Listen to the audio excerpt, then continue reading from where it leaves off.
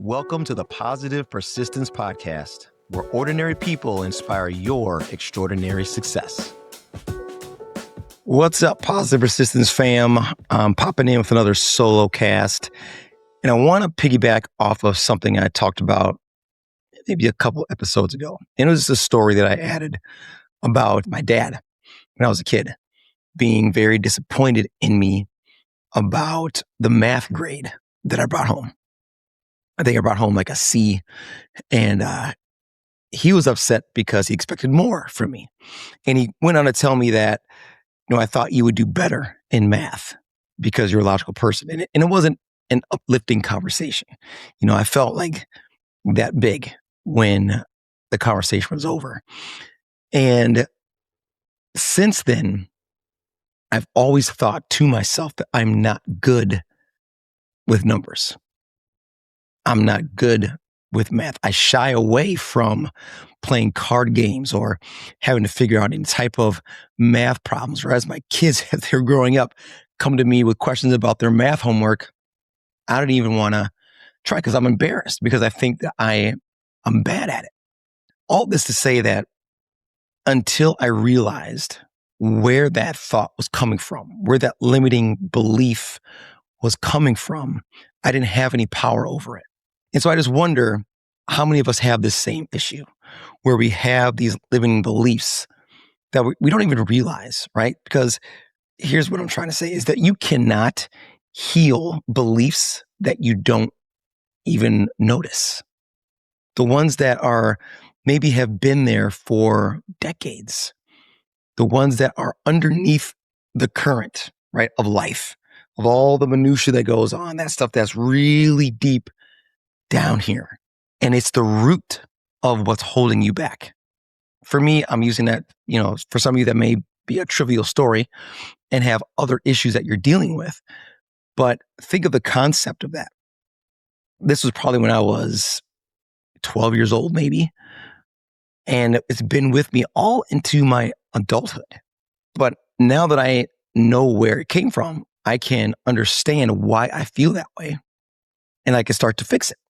But the question is, how many of us have those limiting beliefs that we don't even pay attention to, that we don't even realize, those negative thoughts that actually are stunting our growth, stunting our potential?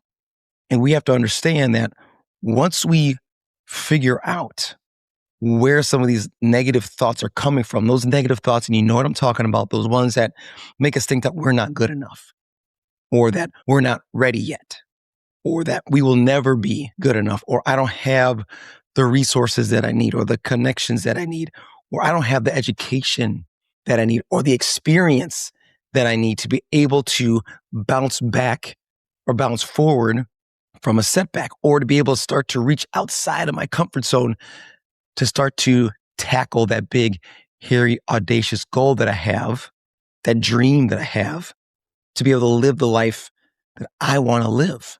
And we have that fear, right? That false evidence appearing real. And that fear comes from those negative thoughts.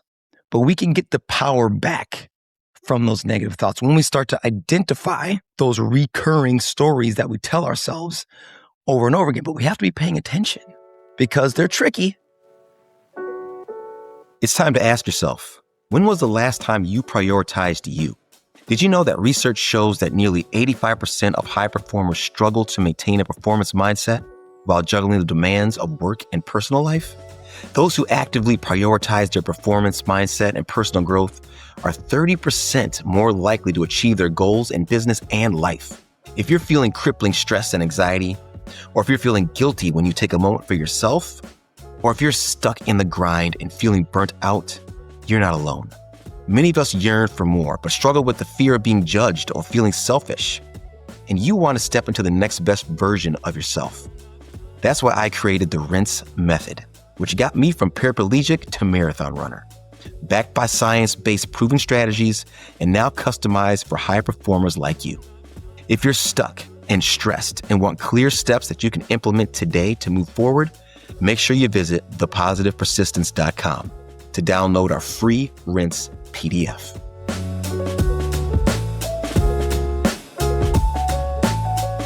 They hold the power over us, but sometimes we don't even see them. We don't even hear them playing because they've been playing over and over in our head, and it's just in the background now.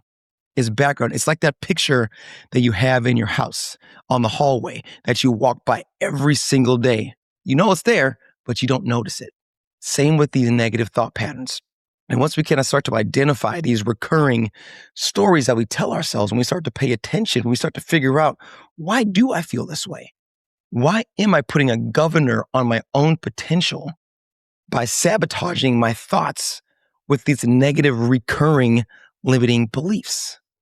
But the great part is that we can get that power back. Once we have that awareness, we start to gain some freedom. We start to open up the box of the potential that has been closed all these years. We start to change our limiting beliefs. We start to change that negative thought pattern cycle slowly but surely over time. Once we start to understand what is the impetus of these thoughts, where do they come from? What are they founded in? And are they real? Do we have evidence that we are not good enough, that we're not going to be able to succeed, that we don't have what it takes, right? Do we really think that? Or is that something that someone else put on us? Is that a situation that happened decades ago that made us feel a certain type of way? Now we're carrying that baggage forward with us when we can let it go. We can start to gain our power back from some past situation. Remember, responsibilities don't have to change because of circumstances. Otherwise put, circumstances don't change responsibilities. The responsibility that you have to yourself to live your best life, to become your best self, doesn't change because of circumstances that happened in the past. Could be recent history, could be past history. But the point I want to make here, and I want you to realize, is that you have the power. I go back to what I've been told before, and what I repeat all the time is you have everything that you need within you. You just have to believe it. And you have to start leaving those negative thought patterns behind. So start paying attention the next time that little voice starts to talk to you and you start to doubt yourself. Where is that coming from? What's causing you to think that way? And can you follow that pattern back to where it started? Unpack that there. Leave it there and start to create a new thought pattern, a new recurring belief that you're good enough, that you have what it takes, that you can do it, and keep moving forward. Because positive persistence, that's the path to you gaining what you want. That's that watch me mindset. Watch me do the things I need to do to get to where I want to go, and watch nothing stand in my way. I believe in you. You got this. Keep it going. And as always, keep your mind right, stay positive, stay persistent, and know mindset is everything. See you next time. Thank you for tuning in and being part of the Positive Persistence family. We're having a great time creating this content, and we truly hope it inspires you to embrace positivity and persistence in your own journey. If this podcast episode inspired you or entertained you, scroll down, hit those stars, and leave a comment or two. Your 5-star reviews and shares encourage us and help us grow the show. So until next time, stay positive, stay persistent, and remember, mindset is everything.